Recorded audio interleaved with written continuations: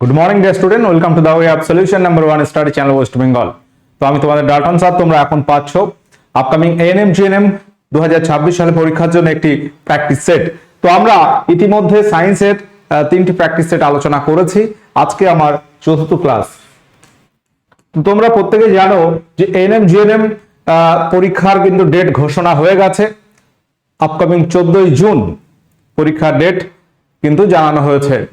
অর্থাৎ আজকে এপ্রিল মাসের ফার্স্ট উইক এবং তাহলে তোমার এপ্রিল মে জুন, খুব জোর 2.5 মাস সময় তুমি হাতে পাচ্ছ।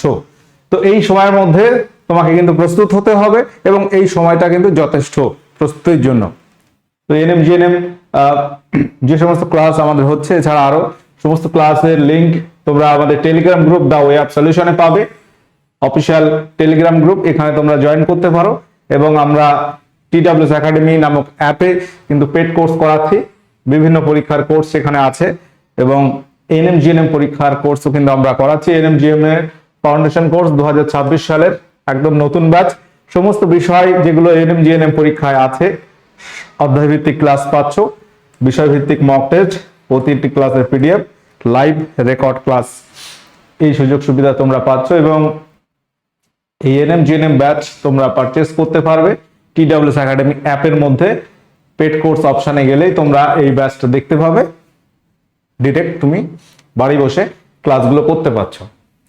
ঠিক আছে। তো এএনএম জিএনএম এর 2025 সালের যে পরীক্ষা হয়েছিল, সেখানে যে এক্সাম প্যাটার্ন ছিল, অর্থাৎ লেটেস্ট যে প্যাটার্ন আছে লাস্ট ইয়ারের, সেই অনুযায়ী তোমাকে কিন্তু প্রস্তুতি নিতে হবে। এবং এখানে তুমি যদি দেখো, টোটাল 50 এবং 25 75 মার্কস থাকবে সায়েন্সের উপর থেকে।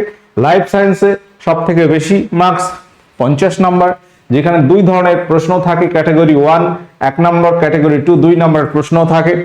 পাশাপাশি ফিজিক্যাল সায়েন্সে 15টি 1 নম্বর, 5টি 2 নম্বরের কোশ্চেন থাকে। টোটাল 75 নম্বর এখানে, বাদ বাকি আর কিন্তু 50 নম্বর আছে। 115 নম্বরের পরীক্ষা, যেখানে 100টি কোশ্চেন তোমাকে ফেস করতে হবে এবং সময় কত সময়? 1.5 ঘন্টা সময় তোমার থাকবে। প্রত্যেকটা কোশ্চেন MCQ প্যাটার্নে হবে। ঠিক আছে। এই প্যাটার্ন কিন্তু প্রত্যেকে একটু জেনে রাখবে এবং একটু পড়লেই কিন্তু সম্ভব। একটু পড়লে বলতে তোমাকে সাবজেক্ট চ্যাপ্টার ভিত্তিক পড়তে হবে। বিশেষ করে ফিজিক্যাল সায়েন্স, লাইফ সায়েন্স, এগুলো তো চ্যাপ্টার ভিত্তিক তোমাকে পড়তে হবে এবং পড়লে কমন পাওয়া যায়। বিগত বছরের পরীক্ষায় যদি তুমি দেখো, আমরা যা পড়িয়েছি 90% বেশি কমন ছিল। যারা একটু ভালো করে পড়েছিল খুব ভালো র্যাঙ্ক করতে পেরেছে। যাই হোক, তো আমরা প্রশ্ন আলোচনা শুরু করছি। আজকে আমি বেসিক্যালি ফিজিক্যাল সায়েন্স থেকে আলোচনা করব। ফিজিক্যাল সায়েন্স থেকে আলোচনা আমরা করব। দেখো, বিশেষ করে লাইফ সায়েন্সে খুব একটা অসুবিধা হয় না, কিন্তু ফিজিক্যাল সায়েন্সটা অসুবিধা হয়।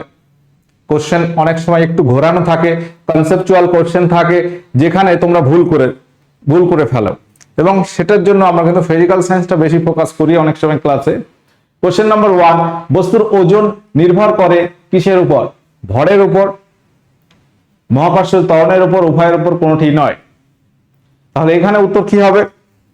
মহাকর্ষজ ত্বরণ মানে তুমি অভিকর্ষজ ত্বরণও বলতে পারো। এটাকে তুমি অভিকর্ষজ ত্বরণ বলতে পারো।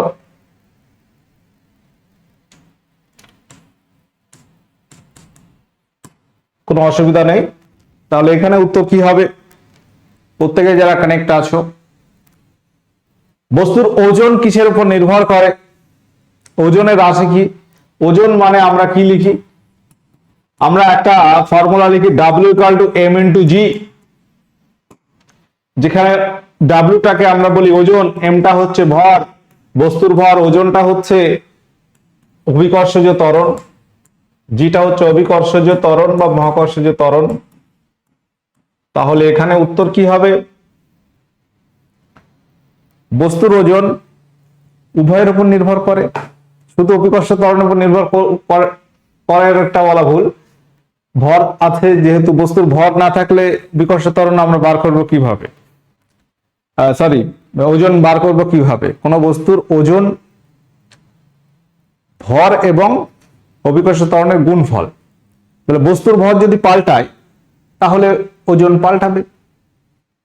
একটা পেন এর ওজন কত যদি বার করি, পেনের ভর ধরো 100 গ্রাম, তার সঙ্গে অভিকর্ষ ত্বরণ আমাদেরকে গুণ করতে হবে। বোঝা গেল। এবার হ্যাঁ, একটা জিনিস তোমার মাথায় আসবে যে বস্তুটা যদি সেম থাকে, ধরো এই পেনটারই আমরা বিভিন্ন জায়গায় ওজন করব, নিরক্ষরেখায়, মেরু অঞ্চলে, চাঁদে, তাহলে কিন্তু সেক্ষেত্রে ওজনটা যে পরিবর্তন হবে সেটা অভিকর্ষ ত্বরণের উপর নির্ভর করবে। অর্থাৎ এখানে আমরা অপশন সি করব উভয়ের উপর, কারণ ওজনের রাশিটাই হচ্ছে এটা W = m/g। কোশ্চেন বুঝে অ্যান্সার করতে হবে, কনসেপ্ট বুঝতে পারলে তুমি উত্তর করতে পারবে। তাহলে ওজন রাশিটা হচ্ছে দুটো রাশির গুণফল, তাহলে এই রাশিগুলো চেঞ্জ হলে আমরা ওজন চেঞ্জ হবে বলতে পারবো। ওকে, ওজন পরিবর্তনশীল এটা আমরা জানি, ভর পরিবর্তনশীল নয়। এই একটা পেন এর ভর যদি 100 গ্রাম হয়, এটা যদি তুমি তোমার এলাকায় পরিমাপ করো 100 গ্রাম হচ্ছে, চাঁদে মাপলেও 100 গ্রাম হবে। কিন্তু ওজন মানে শুধু ভর নয়, ভরের সঙ্গে অভিকর্ষ ত্বরণের গুণফল। এই বস্তুটার যদি আমরা বিভিন্ন জায়গায় নিয়ে যাই, ওজনটা বিভিন্ন রকম হবে, তখন পরিবর্তনশীল অবশ্যই জি বা অভিকর্ষ ত্বরণ। কোশ্চেন নাম্বার 2, দেখো কোশ্চেন গুলোর সঙ্গে আমি কিন্তু কনসেপ্ট গুলো একটু ডিসকাস করে দিই, কারণ এই ধরনের কোশ্চেন পরীক্ষায় আসে এবং এই কোশ্চেন গুলো তোমাকে সাহসের সঙ্গে ফেস করতে হবে। সূর্য থেকে পৃথিবীতে তাপ কিভাবে আসে? দেখো, তাপের সঞ্চালনের পদ্ধতি হচ্ছে আমরা বলে থাকি তিনটি পদ্ধতি, একটা পরিবহন, পরিচলন, আর একটা হচ্ছে বিকিরণ। তিনটি পদ্ধতিতে তাপ সঞ্চালিত হয়, মানে এক স্থান থেকে অন্য স্থানে যেতে পারে। তো এই যে তিনটি পদ্ধতির মধ্যে সূর্য থেকে পৃথিবীতে তাপ আসে বলা হচ্ছে বিকিরণ পদ্ধতিতে। অপশন সি এখানে সঠিক উত্তর হবে। এখানে সঞ্চালন, এই অপশনটা আমরা পরিচলন বলবো। অপশনটা যদিও অপশন সি হবে, বিকিরণ পদ্ধতিতে। তাপ সঞ্চালন বললে তো উত্তর হয় না।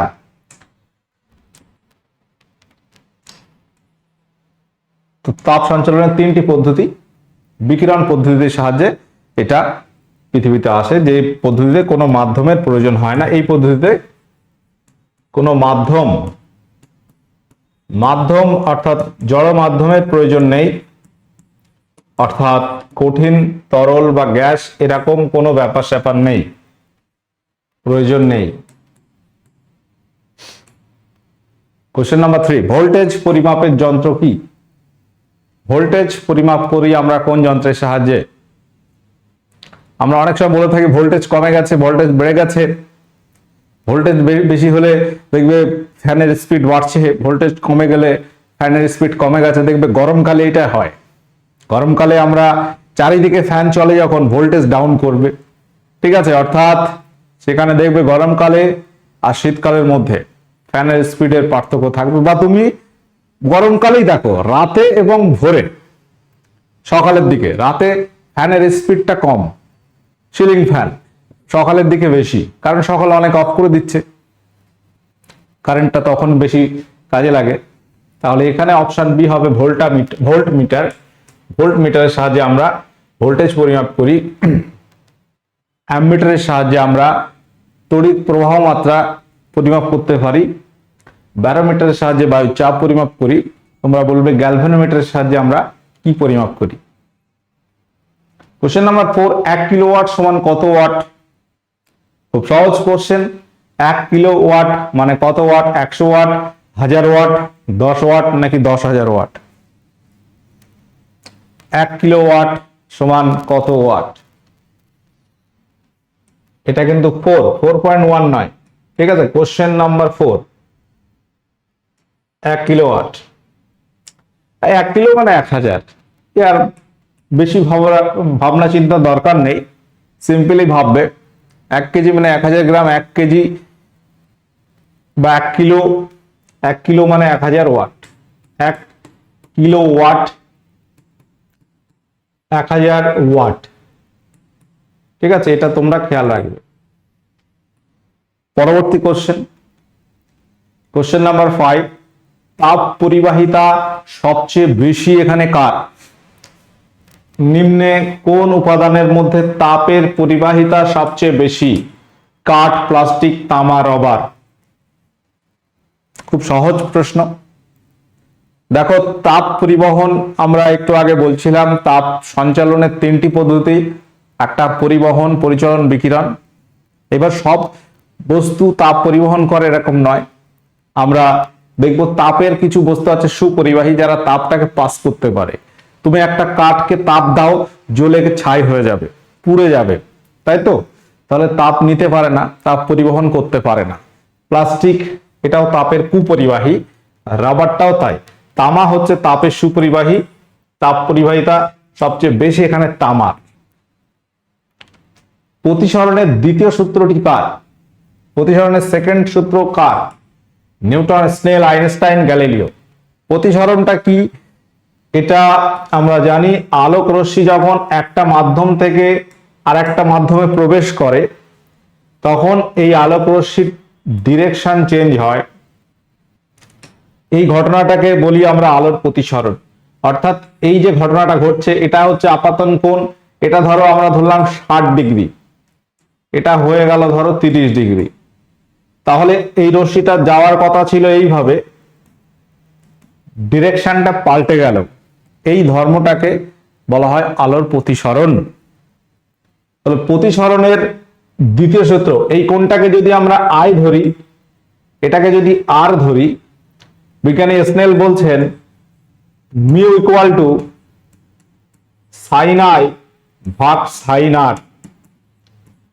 এই মিউটাকে বলা হয় মাধ্যম দ্বয়ের প্রতিসারাঙ্ক। এই সূত্রটা দিয়েছেন বিজ্ঞানী স্নেল। অপশন বি এখানে সঠিক উত্তর হবে। এটাই হচ্ছে স্নেলের সূত্র। এটা যে আমি 60 হবে 30 হবে এটা আমি ইচ্ছা মতো লিখেছি। এই কোণটাকে আমরা কি বলি? এটাকে বলা হয় আপাতন কোণ। আপাতন কোণ, এটা হচ্ছে প্রতিসরণ কোণ, এটাকে আমরা বলি প্রতিসরণ কোণ। এখানে চ্যুতি কতটা হবে? চ্যুতিটা কি বলতো? ধরো এটা 60 ডিগ্রি আমি ধরলাম, এটা 60 ডিগ্রি, এটা 30 ডিগ্রি। তাহলে এখানে চ্যুতি অর্থাৎ রশ্মিটা কতটা সরে গেছে, কতটা, এইটা হচ্ছে চ্যুতি। চ্যুতি এটা যদি 60 হয়, এটা যদি 30 হয়, তাহলে চ্যুতি হবে 60 মাইনাস 30 অর্থাৎ 30। যদি এটা 30 না হয় 20 হয় তাহলে চ্যুতি হবে 40, অর্থাৎ ডিফারেন্স। আপাতন কোণ প্রতিসরণ কোণের ডিফারেন্সটা আমাকে নিতে হবে, সেটাকে বলা হবে চ্যুতি, অর্থাৎ কতটা বিচ্যুত হলো। ঠিক আছে, চ্যুতি বা বিচ্যুতি। এই ধরনের কোশ্চেন কিন্তু গত বছর পরীক্ষায় এসেছিল, তাহলে সূত্রটা, এই মিউটাকে আমরা বলি মাধ্যম দ্বয়ের মধ্যে প্রতিসারাঙ্ক। প্রথম মাধ্যমের সাপেক্ষে দ্বিতীয় মাধ্যমের প্রতিসারাঙ্ক বলা হয়। এই সূত্রটা বিজ্ঞানী স্নেলের সূত্র। কোশ্চেন নাম্বার 7, বিদ্যুৎ প্রবাহের দিকটা কেমন হয়? ঋণাত্মক থেকে ধনাত্মক দিকে, ধনাত্মক থেকে ঋণাত্মক। আমরা কারেন্ট বা আধানকে দুটো ভাগে ভাগ করি, একটা হচ্ছে পজিটিভ আধান, একটা পজিটিভ আধান, আর একটা হচ্ছে নেগেটিভ আধান। আমরা যখন একটা সার্কিট পরিমাপ করি দেখবে এরকম ভাবে সার্কিটটা লিখি। ধরো এই একটা রোধ আছে, এই বড় দাগটা কি থাকে বলতো? বড় দাগটা হচ্ছে পজিটিভ আর ছোট দাগটা হচ্ছে নেগেটিভ। এটা পজিটিভ, এটা নেগেটিভ। একটা ব্যাটারির সাহায্যে ধরো একটা কারেন্ট ফ্লো হচ্ছে, তড়িৎ প্রবাহ হচ্ছে, এই ডিরেকশনটা আমরা কিভাবে দেখাই? দেখবে সবসময় এইভাবে দেখানো হয়। এইটা ধরো আই প্রবাহিত হচ্ছে, আয়ের ডিরেকশনটা এইভাবে আসে, দিয়ে বর্তনীটা কমপ্লিট হয়। অর্থাৎ positive to negative, positive to negative, ধনাত্মক থেকে ঋণাত্মক দিকে বিদ্যুৎ প্রবাহের দিক হয়। এখানে আরেকটা প্রশ্ন তোমাকে যদি বলি যে ইলেকট্রনের স্রোতটাকে আমরা বলছি তড়িৎ প্রবাহ, ইলেকট্রনের স্রোতটা কি হয়? উল্টো দিকে হয়। বলা হচ্ছে ইলেকট্রনের প্রবাহটাকেই তো আমরা বলি বিদ্যুৎ প্রবাহ। এখানে ইলেকট্রন ফ্লোটা করছে এই দিক থেকে এই দিকে। ইলেকট্রনের ফ্লো অর্থাৎ ইলেকট্রনের অভিমুখটা হচ্ছে ঋণাত্মক থেকে ধনাত্মকের দিকে, এটা মাথায় রাখবে।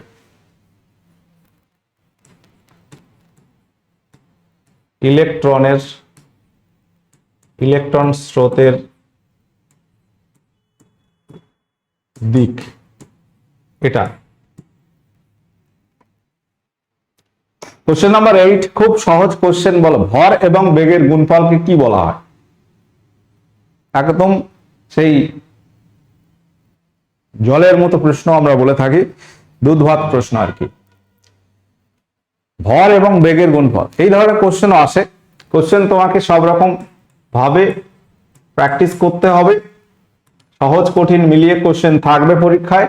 ভর এবং বেগের গুণফলকে আমরা বলি ভরবেগ বা মোমেন্টাম, এটা তোমরা মাথায় রাখবে। বল মানে কি, কাজ মানে কি, শক্তি মানে কি?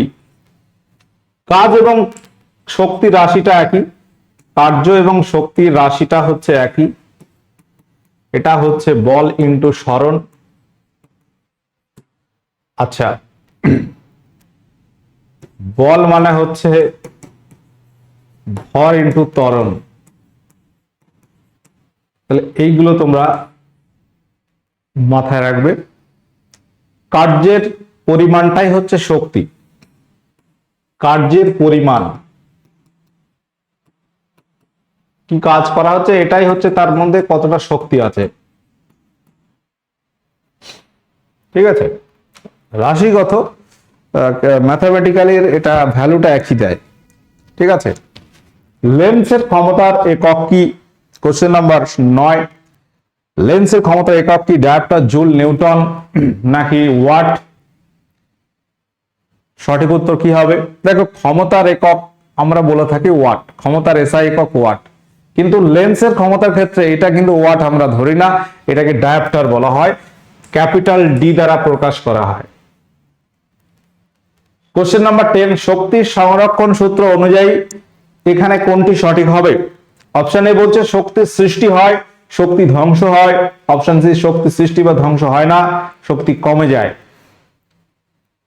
শক্তির সংরক্ষণ সূত্র এবং ভরের সংরক্ষণ সূত্র একই রকম কথা। শক্তি পৃথিবীতে যা আছে ওটাই আছে, এর সৃষ্টি বা ধ্বংস হবে না, শুধুমাত্র এক রূপ থেকে অন্য রূপে এটা রূপান্তরিত হতে পারে, সৃষ্টি বা ধ্বংস হয় না। এক রূপ থেকে অন্য রূপে, এক রূপ থেকে অন্য রূপে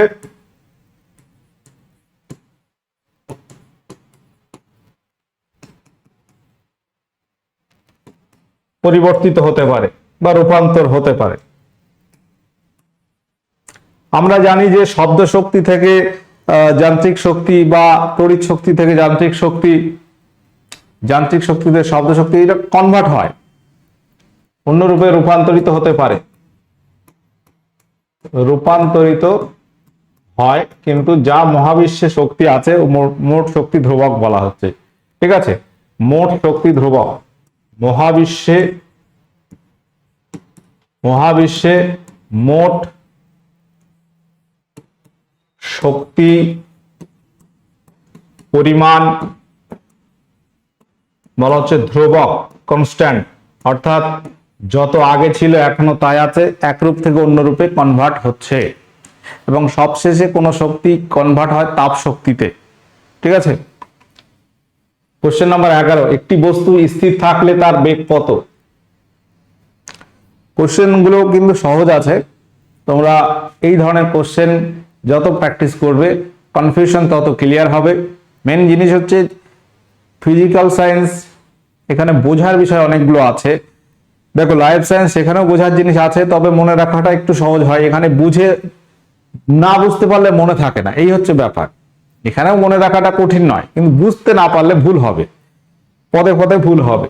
দেখো, একটি বস্তু স্থির আছে, তাহলে তার বেগ কি হবে?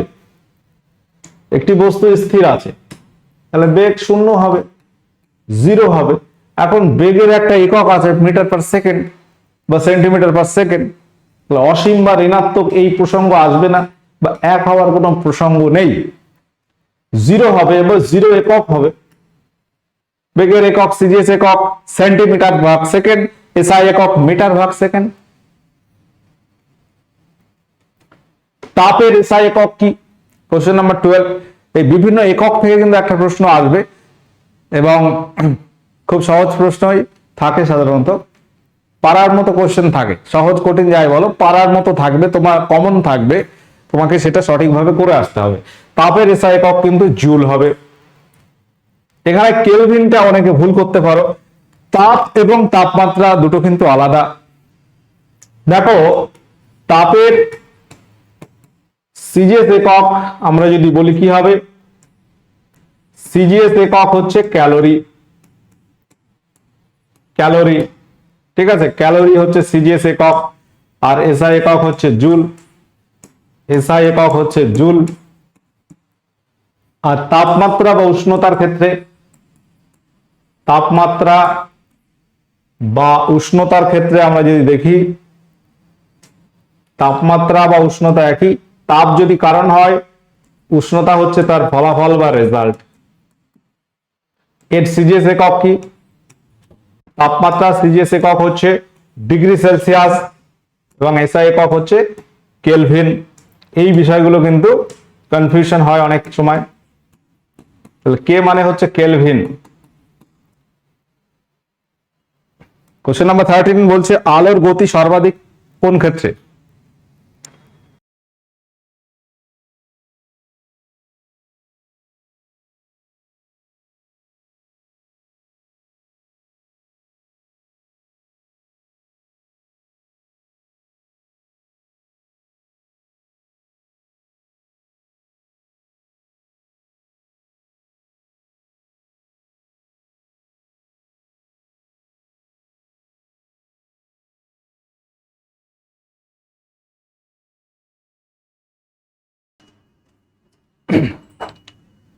আলোর গতি সর্বাধিক কোথায়? আলোর গতি সর্বাধিক হচ্ছে শূন্য মাধ্যমে, শূন্য স্থান বা শূন্য মাধ্যমে সব থেকে বেশি হবে। দেখো আমরা ইন জেনারেলি শূন্য স্থান এবং বায়ুটা একই ধরি, বাট বায়ুটাও কিন্তু একটা বাধা, বায়ুর ঘনত্বেরও তারতম্য থাকে। সব থেকে বেশি হবে শূন্য স্থানে, অর্থাৎ শূন্য মাধ্যমে, শূন্য স্থান বা শূন্য মাধ্যমে। পরবর্তী কোশ্চেনে আসবো, কোশ্চেন নাম্বার 14। একটি বৈদ্যুতিক বাল্বের ক্ষমতা যদি 100 ওয়াট হয়, 1 ঘন্টায় ব্যবহৃত শক্তি কত? 100 ওয়াটের বাল্ব যদি 1 ঘন্টা জ্বালানো হয় কতটা কারেন্ট পড়ে বলতো? উত্তর কি হবে?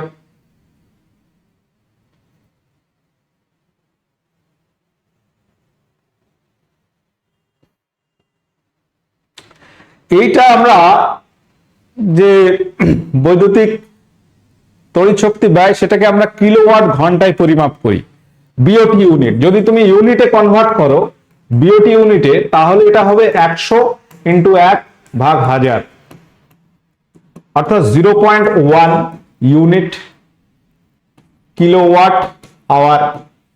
এটাকে বলা হচ্ছে কত ইউনিট কারেন্ট পুড়ছে? 0.1 ইউনিট। 1 ইউনিটের দাম কত? ধরো 7 টাকা যদি হয় তাহলে 70 পয়সা কারেন্ট পুড়বে।